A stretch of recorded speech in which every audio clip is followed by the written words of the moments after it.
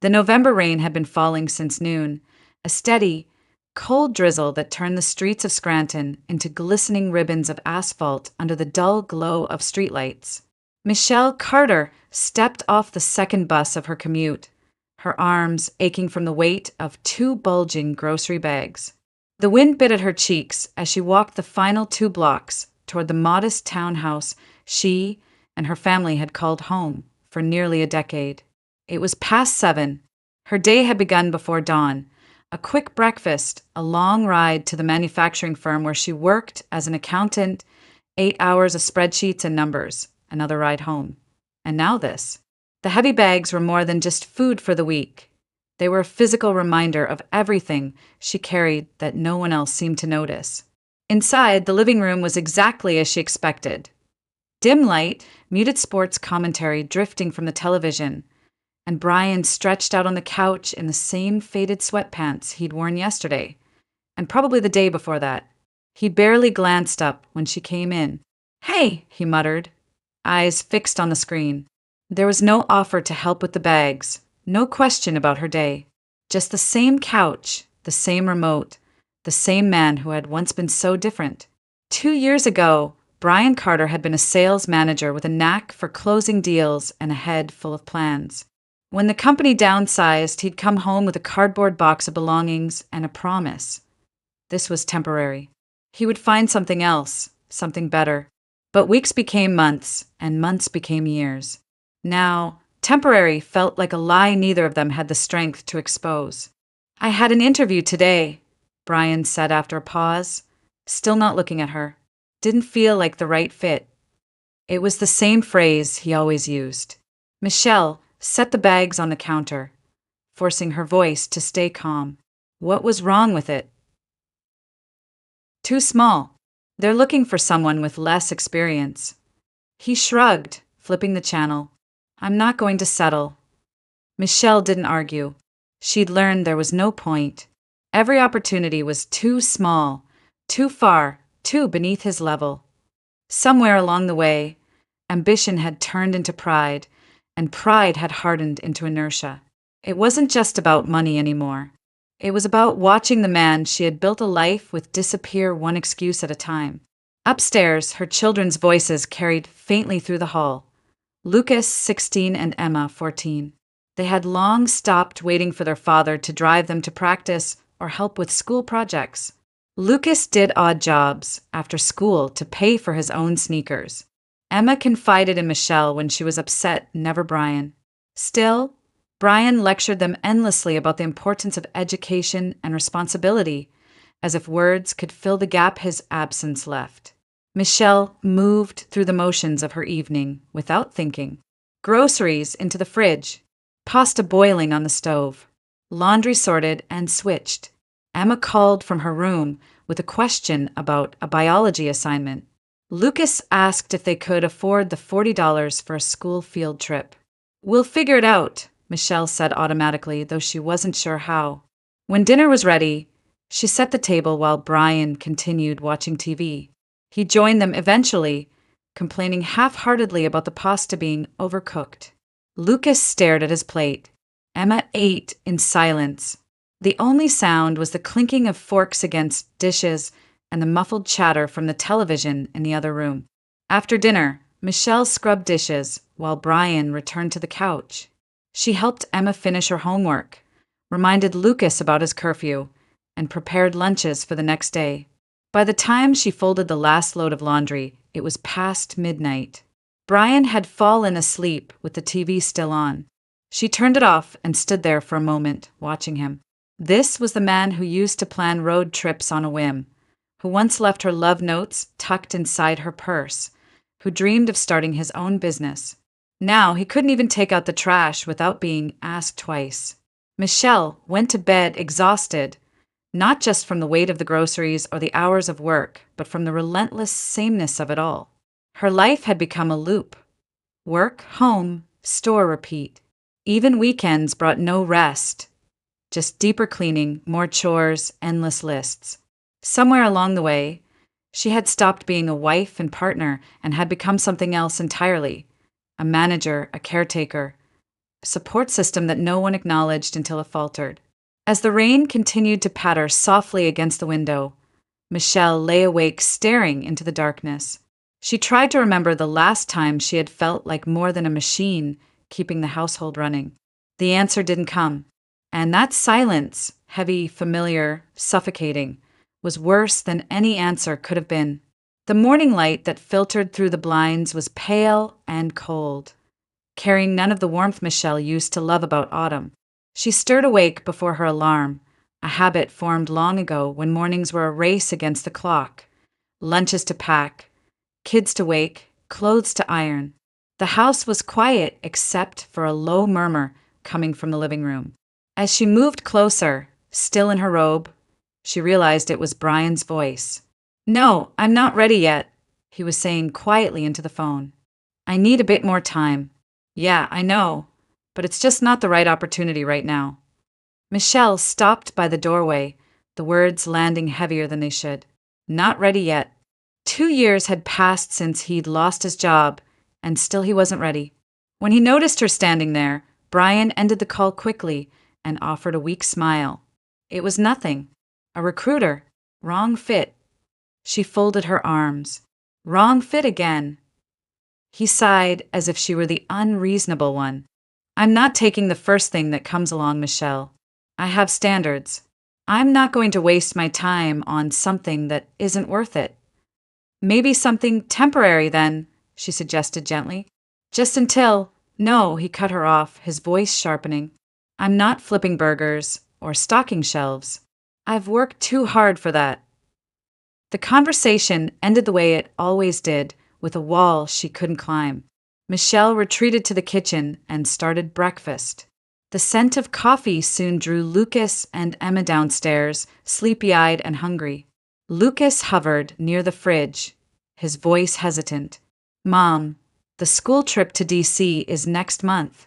They need the payment by Friday." Emma spoke next, toeing the floor with her sock. "And I need new sneakers. Mine are too small."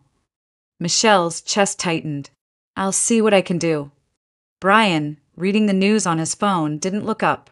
Lucas stared at him for a long moment before muttering, "You've been saying that for 2 years." Then he grabbed his backpack and walked out without another word. Silence hung over the kitchen like a storm cloud. Michelle placed a plate in front of Brian, but he barely touched it. They ate in separate worlds, hers filled with mental calculations about bills and groceries, his filled with headlines and job postings he'd never apply to. By the time she reached work, Michelle's head was already pounding. The office buzzed with easy conversation, the kind she had no part in anymore. "We got tickets to see Hamilton this weekend," a colleague was saying. "Then dinner at that new steakhouse downtown." Another was planning a trip to Cape May with her husband. Michelle smiled when they spoke to her, but she couldn't join in. Her weekends weren't for plays or getaways. They were for catching up on laundry, scrubbing bathrooms, buying groceries with coupons, and silently stretching every dollar. Her life, once full of small dreams and shared plans, had narrowed to a list of tasks that never ended. At 5, she clocked out and headed to a small cafe 2 blocks from the office. Lena Rodriguez was already there, waving from a corner booth. Her friend was everything Michelle wasn't these days, vibrant, sharp, unburdened. Divorce had done that for her. After leaving her alcoholic husband, Lena had rebuilt her life from the ground up, and she spoke with the kind of clarity that came from surviving chaos. "You look exhausted," Lena said as Michelle slid into the seat across from her. "Has he even applied anywhere this week?" "He says he's looking," Michelle murmured. "He's just waiting for something that fits." Lena snorted. "Fits? Michelle, men don't change because we ask them to. They change when the alternative hurts. As long as you're carrying the weight, he'll let you." Michelle stirred her tea, slowly, watching the steam curl upward. "It's not that simple. The kids need stability. And you don't." Lena leaned forward. "You deserve a partner, not another dependent." She hesitated, then added, "Someone actually asked about you last week." Said you were beautiful. Wanted to know if you were single. Michelle blinked, caught off guard. What? One of the guys from my office. He saw us having lunch a few months ago. Lena grinned. I told him you weren't available, obviously. But it proves a point. You're not invisible, Michelle. Not to everyone. Michelle laughed it off, waving the comment away. But the word stuck like a splinter she couldn't shake. It had been so long since anyone had seen her as anything other than a mother, a wife, a provider. Somewhere beneath the exhaustion and the routines, a part of her still existed. A woman who once had dreams and desires of her own. As they said their goodbyes and parted ways, Michelle walked home through the chilly evening, Lena's words echoing in her mind. As long as you're carrying the weight, he'll let you.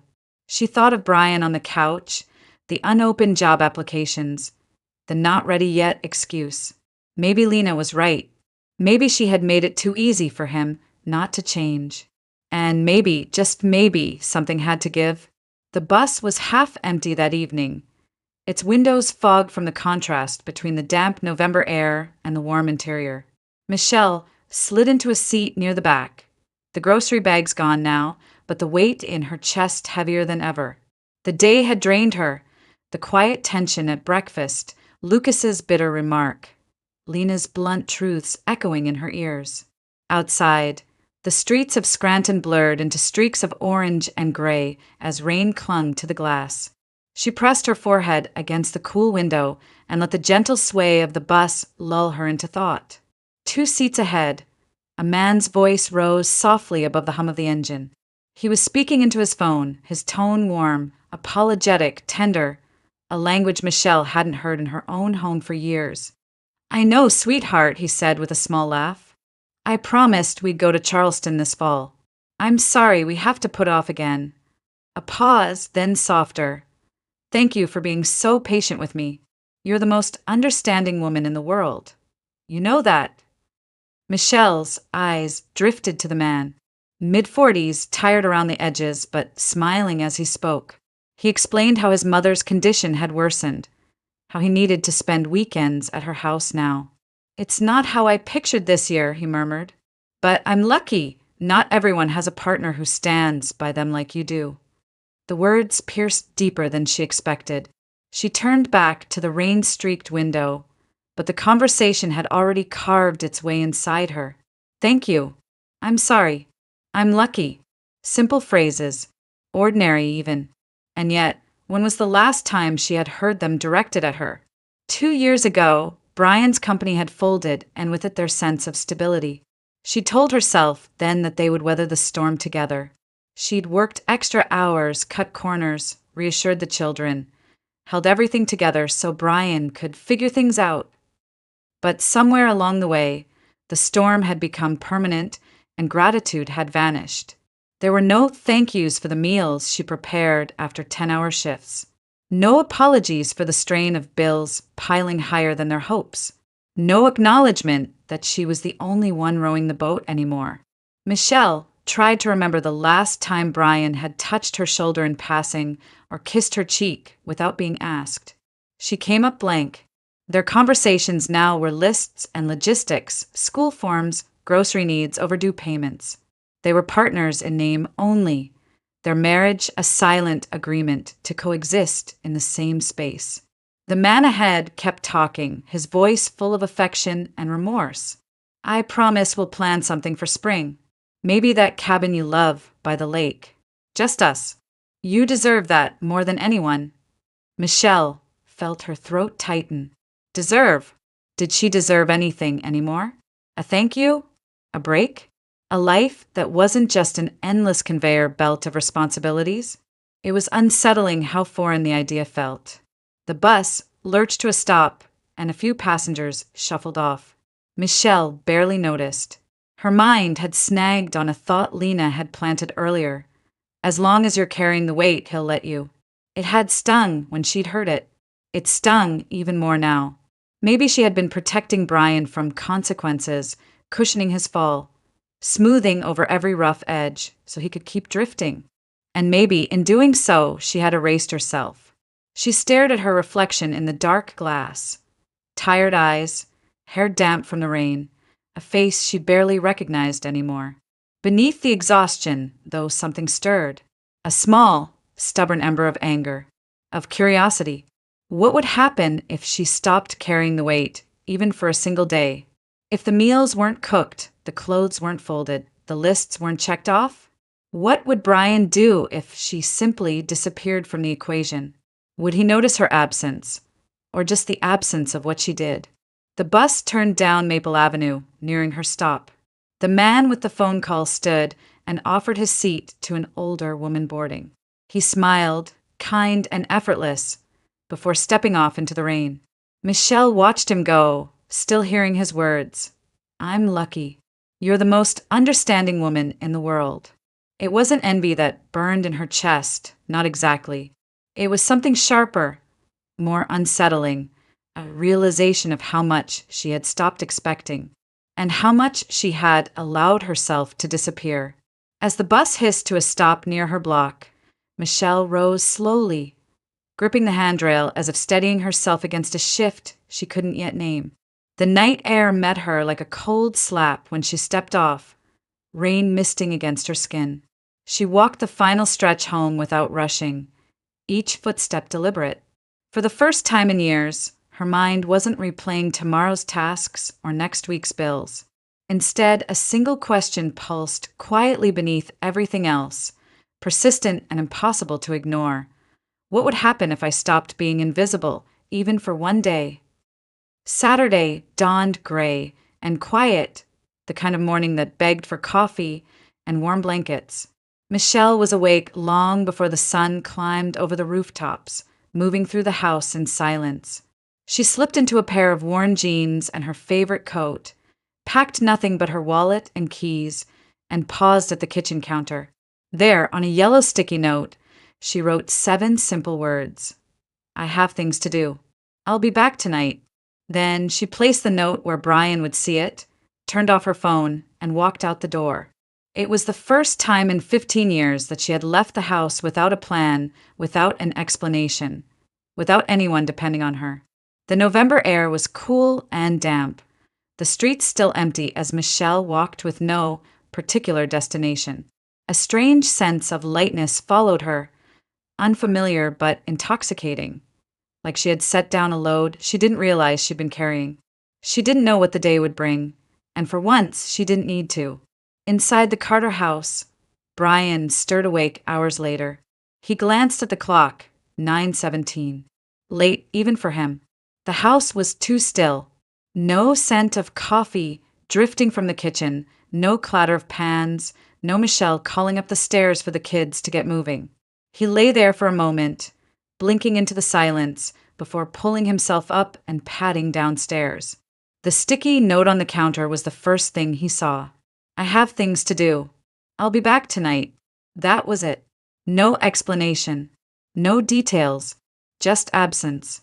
Michelle, he called out, even though he knew she wasn't there. He checked the garage. Her car was gone. Her phone wasn't on the charger. A ripple of unease passed through him. Lucas appeared in the doorway, hair tousled from sleep. Where's Mom? She went out, Brian said uncertainly. Said she'd be back later. Emma followed, clutching a blanket. But it's Saturday. She always makes pancakes on Saturdays. Brian tried to sound casual. We'll make breakfast. How hard can it be? It turned out to be harder than he thought. The eggs burned on one side and remained slimy on the other. The toast was blackened. The coffee grounds overflowed. Lucas poked at his plate. We can't eat this. Fine, Brian muttered, scraping the mess into the trash. Cereal it is. But there was no milk. The small inconveniences multiplied as the morning dragged on. The sink filled with dishes because no one thought to load the dishwasher. Laundry sat forgotten in the machine, damp and beginning to smell. Trash overflowed. Emma couldn't find her soccer uniform. Lucas asked how to work the washing machine, and Brian realized he didn't even know which setting to use. Michelle had always handled all of it, not just the meals and cleaning, but the invisible machinery that kept their lives functioning. Now, with her gone, the house felt like a machine with its gears jammed. By noon, Brian was sweating over the stove again, trying to salvage lunch from what little he could manage. Grease splattered his shirt. Emma was crying upstairs over a missing sock. Lucas slammed a door, frustrated by the chaos. Brian sat at the kitchen table, staring at the mess around him, the sticky countertops, the overflowing trash, the pile of unopened mail. For the first time in 2 years, he felt the true weight of everything Michelle had been carrying. His phone buzzed on the table. It was Victor, a colleague from his old job. "Hey man, been a while," Victor said cheerfully. "Listen, there's a position opening up over at Keystone Building Supplies. Client manager. Not glamorous, but decent pay, steady work. You interested?" Brian's instinct was to say no. Too small, not worth it beneath his experience. That's what he'd said every other time. But then he looked around. The burned pan on the stove, the laundry still undone, the cereal bowls piled in the sink. Lucas was stomping down the stairs again. Emma shouted something from her room, and Michelle was nowhere to be found. "Let's talk," Brian heard himself say, surprising even himself. "Maybe it's time." Meanwhile, across town, Michelle wandered through the streets of downtown Scranton like a tourist in her own city. She stopped at a bakery and ate breakfast alone, savoring each bite without rushing. She wandered into a bookstore she used to love and spent an hour leafing through novels she hadn't had the energy to read in years. At August Park, she sat by the pond and watched ducks skim the surface of the water. It was a strange, gentle day, not extraordinary but deeply unfamiliar. With every hour, she felt more like herself and less like the exhausted ghost she had become. For the first time in years, she wasn't answering to anyone, solving anyone's problems or filling anyone else's needs. She was simply existing. In the afternoon, she called her father and asked if he was free for coffee. "For you?" "Always," he said. They met at a small diner near his house, a place with cracked vinyl booths and the smell of fresh pie. Her father looked older than she remembered, his hair thinner and hands more lined, but his eyes softened when he saw her. "You look tired, sweetheart," he said as they hugged. "I am," Michelle admitted. "More than I realized." They talked for hours about her mother, gone now for 5 years, about his garden, about small memories from her childhood, and then, slowly, about Brian, about how things had gotten this way, about how much she carried, and how little he seemed to see it. Her father listened quietly, then spoke with a gentleness that made her eyes sting. "You know," he said, "your mother once packed a suitcase and left for a day. I thought she was leaving me. Turns out she just needed me to notice everything I had stopped seeing. It changed me, Michelle. Sometimes love needs a shock to wake it up." As dusk settled over the city, Michelle walked home in the fading light, her phone still off, her steps unhurried. For the first time in a long time, she didn't dread walking through that front door. Something had shifted in her and maybe, just maybe, in Brian too. The diner was nearly empty by the time Michelle and her father settled into a booth by the window.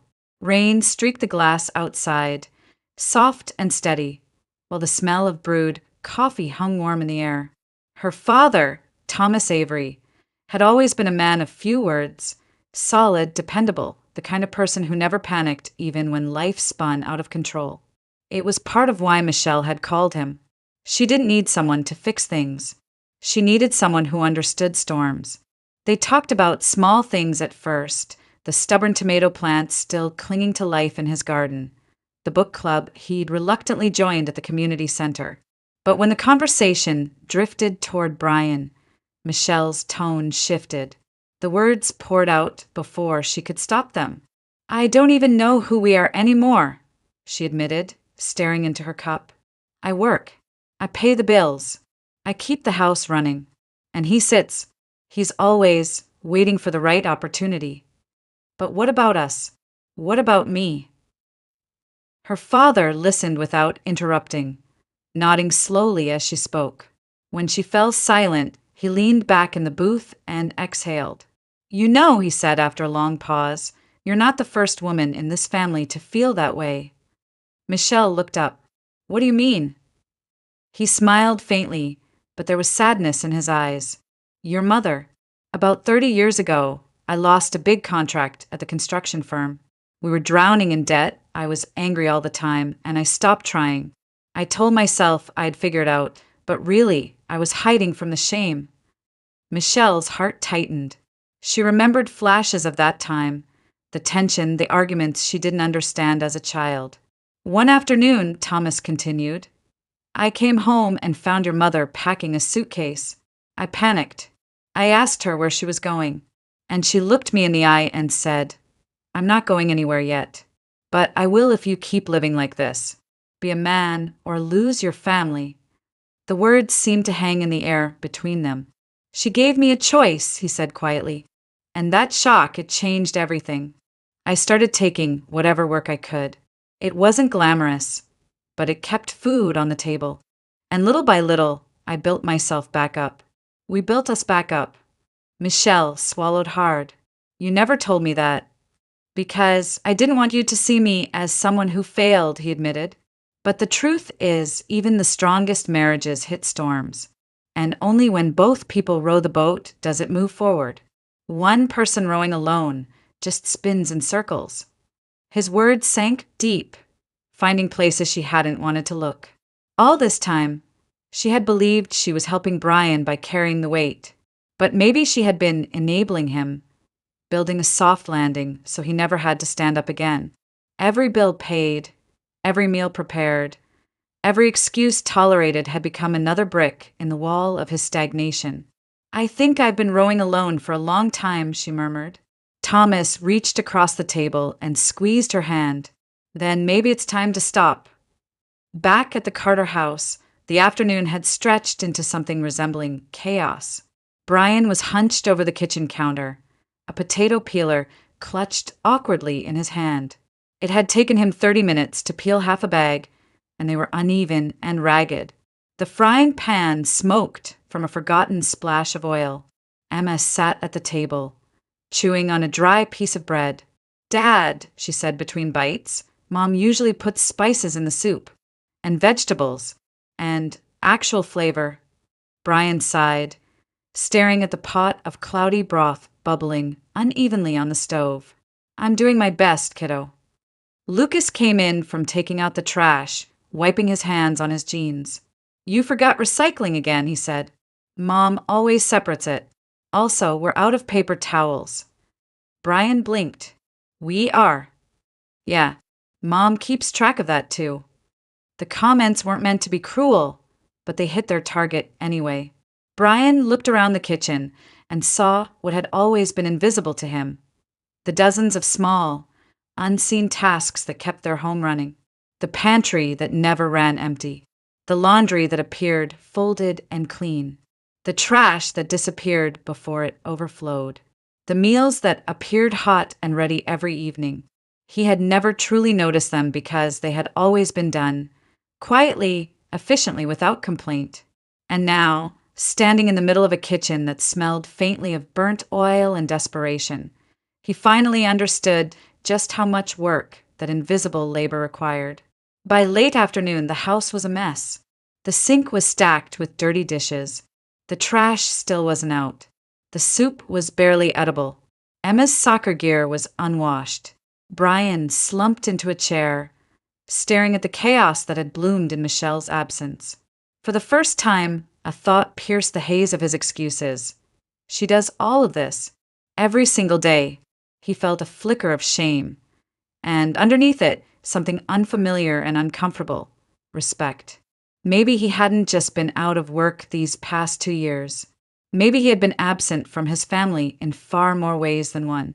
As the daylight outside began to fade, the Carter house was quiet again, but not with the familiar hum of routine. This was a heavier quiet, the kind that comes before something changes.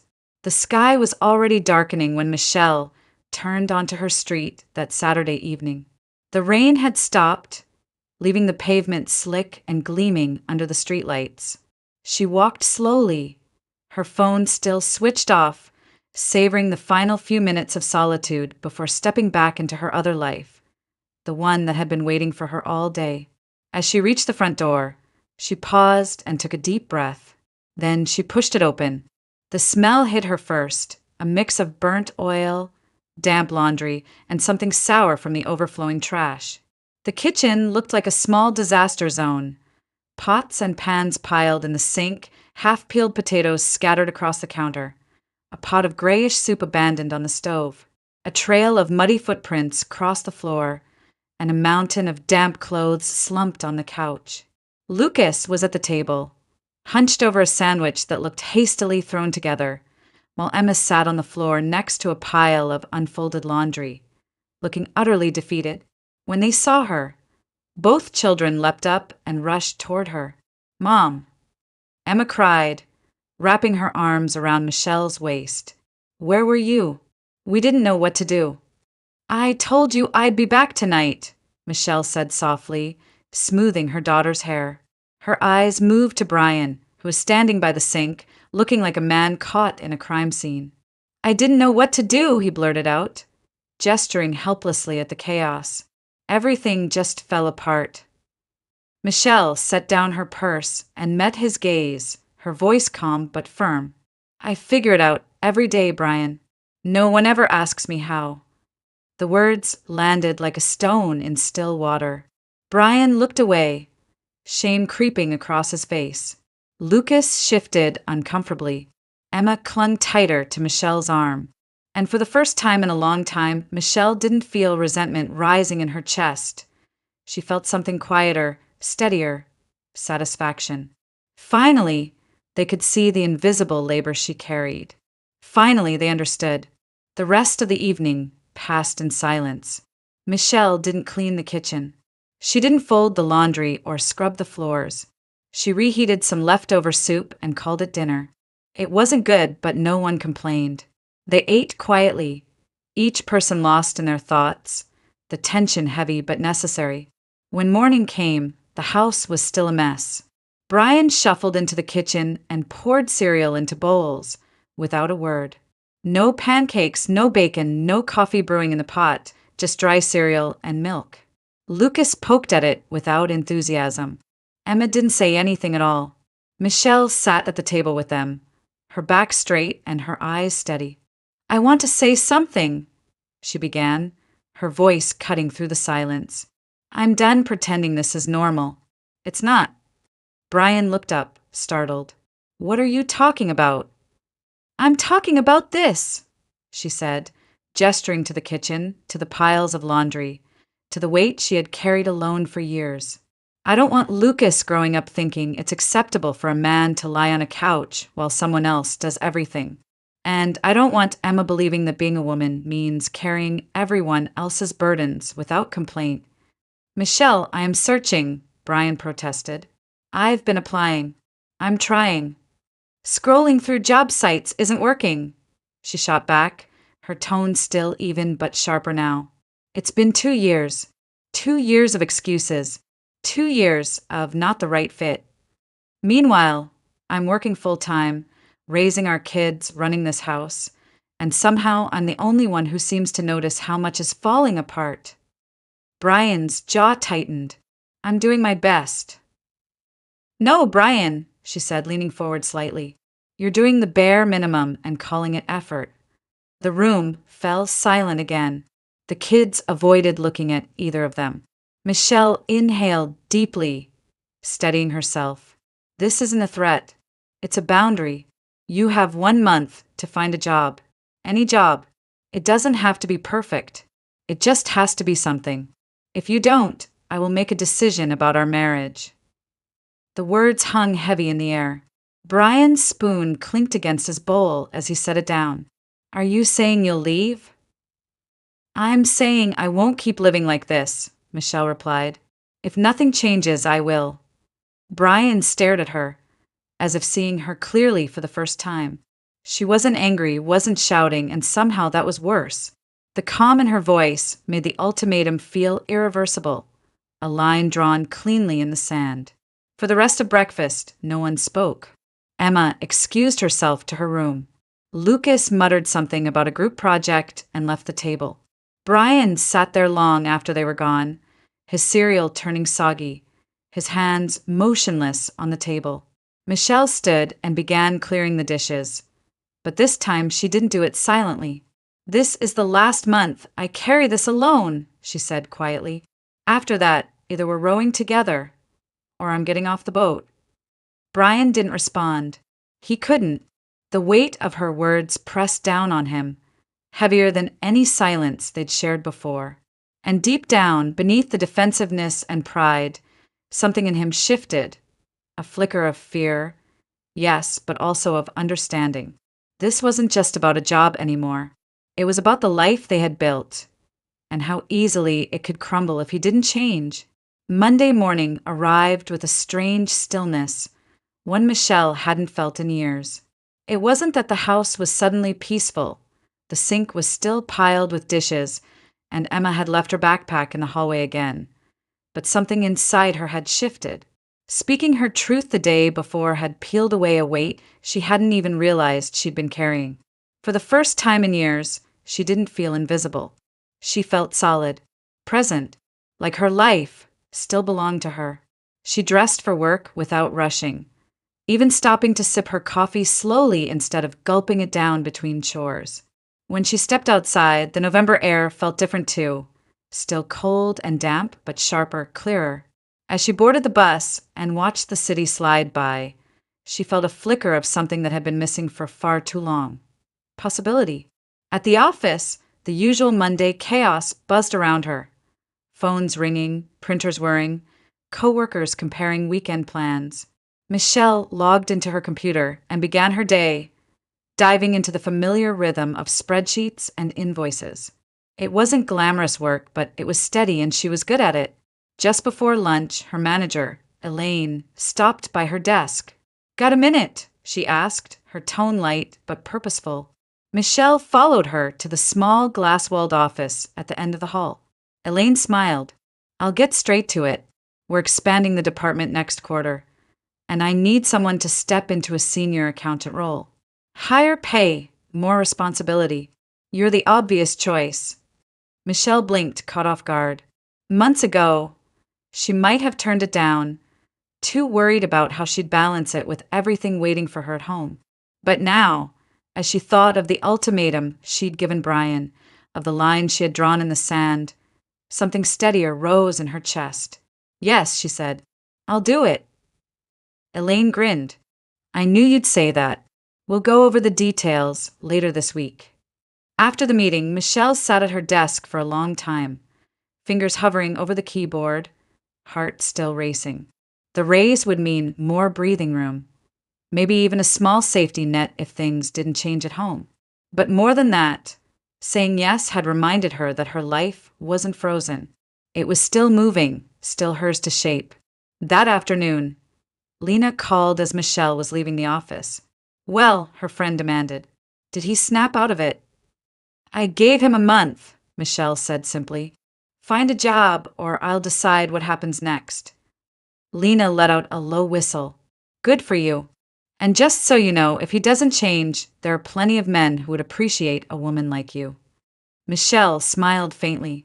"I'm still married, Lena." "Yeah," Lena said. "But marriage isn't supposed to feel like a cage." The conversation lingered in Michelle's mind as she walked home. Maybe it wasn't a cage, but it had felt like one for too long. And now, for the first time, she was holding the key. When she opened the door, she expected to find Brian in his usual spot on the couch. Instead, he was at the dining table with his laptop open, typing furiously. A stack of printed resumes sat beside him. He looked up when she walked in. "I updated everything," he said quickly as if needing her to know. "I've applied to 4 jobs today."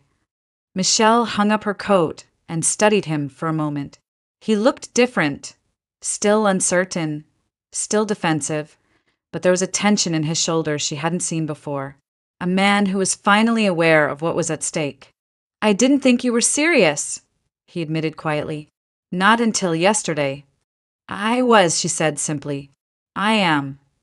At dinner that night, the conversation turned to Victor's job lead. I'm meeting him tomorrow, Brian said, his voice tight. They want someone for a client manager role.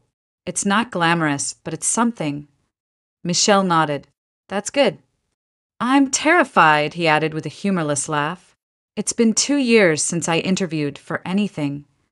Maybe being terrified is a good sign, she said. It means you're awake. The rest of the meal passed quietly, but the silence felt different from the heavy kind that used to fill their kitchen.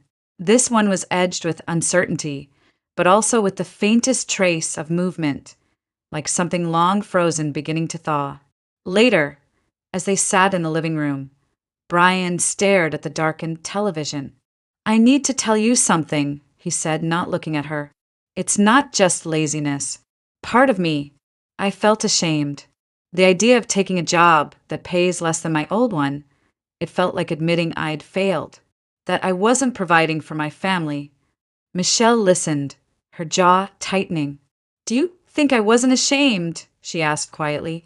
Carrying the whole family alone? Explaining to our kids why we couldn't afford things? Working myself into the ground while you waited for something better to fall into your lap? Brian flinched. I didn't mean, I know, she said, her voice softening but not losing its edge. But shame isn't an excuse to stop showing up. We all feel it. The difference is what we do next. He was silent for a long moment. Then, in a voice barely above a whisper, he asked, If I get this job, if I change, do you think we could start over?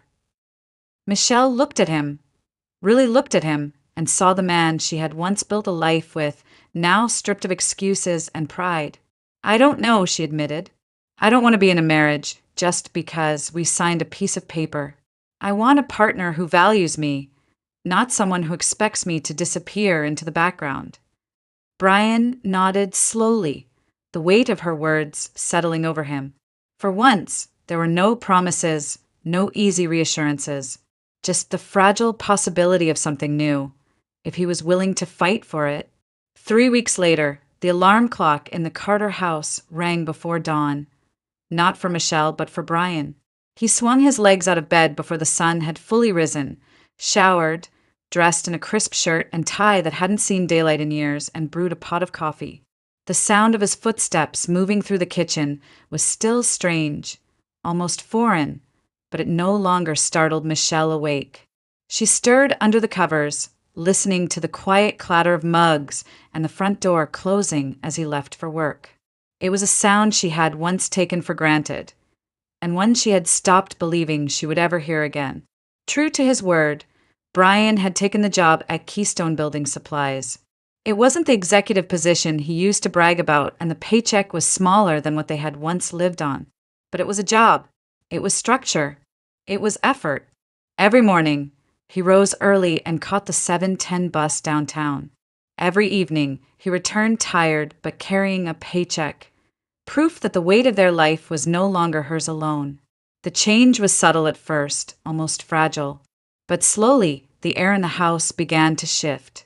Lucas no longer rolled his eyes when Brian spoke about responsibility. Emma, once distant and wary, started sitting beside her father after dinner, telling him about her day. Even the arguments that had once flared between them seemed to quiet. There were still dishes to wash and bills to pay, but they no longer felt like burdens Michelle carried in isolation.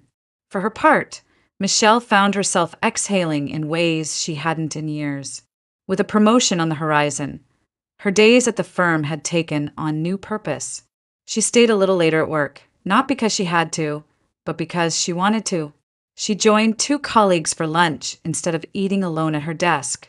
On Saturday mornings, she walked to the small farmers' market downtown, picking out flowers and fresh bread just because they made her happy. It was in those quiet, unremarkable moments, sipping tea on the porch before sunrise, browsing shelves in the bookstore after work, taking an evening walk alone, that Michelle felt the stirrings of something she had long forgotten, herself. She had spent years shrinking to fit the spaces around her, the needs of her children, the fragility of Brian's pride, the endless churn of responsibility. A month ago, she could barely remember the woman she had once been. Curious, independent, capable of joy. She had been invisible, even to herself. Now, standing in front of the mirror one morning before work, she saw someone else staring back. Still tired, yes. Still uncertain, but no longer invisible. Brian was trying, she would give him that. He came home every day with small stories about clients and deliveries, about the challenges of learning a new system after years away. He folded laundry without being asked, helped Emma with her science project, even started cooking dinner twice a week. It wasn't perfect. There were still moments when frustration flared, when old habits tugged at the edges of their fragile new rhythm. But it was movement, slow, tentative, imperfect movement. One evening, as they sat together in the living room after the kids had gone to bed, Michelle found herself thinking about how much had changed in so little time. For weeks ago, she had stood in this same room feeling utterly trapped, exhausted, unseen, and terrified that her life would never change. Now, the fear was still there, but it no longer owned her. The future was uncertain. Maybe Brian would grow into the man she needed him to be. Maybe he would slip back into old patterns once the shock of her ultimatum faded. Maybe their marriage would evolve into something stronger, or maybe it would end. She didn't know. But for the first time in years, that uncertainty didn't scare her. It felt like possibility. As she tidied the kitchen that night, Michelle caught sight of the sticky note still pinned to the refrigerator. I have things to do. I'll be back tonight. She had left it there as a quiet reminder, not just of the day she walked out, but of the day she chose herself. Brian walked in, loosening his tie, looking tired but content. "Long day," he said with a weary smile. "I know the feeling," she replied, and they shared a small, genuine smile across the room. Later, as she slipped into bed and the house settled into sleep around her, Michelle stared up at the ceiling and thought about all the versions of herself she had been. The woman who carried it all, the woman who vanished for a day, the woman who drew a line in the sand. She knew now she would never go back to the first version. Life, she realized, was too short to wait for someone else to grow up, too precious to spend on promises that never arrive. Whatever came next, whether this new chapter lasted or not, she would walk into it with her eyes open, her voice steady, and her worth no longer negotiable. And for the first time in a long time, that was enough.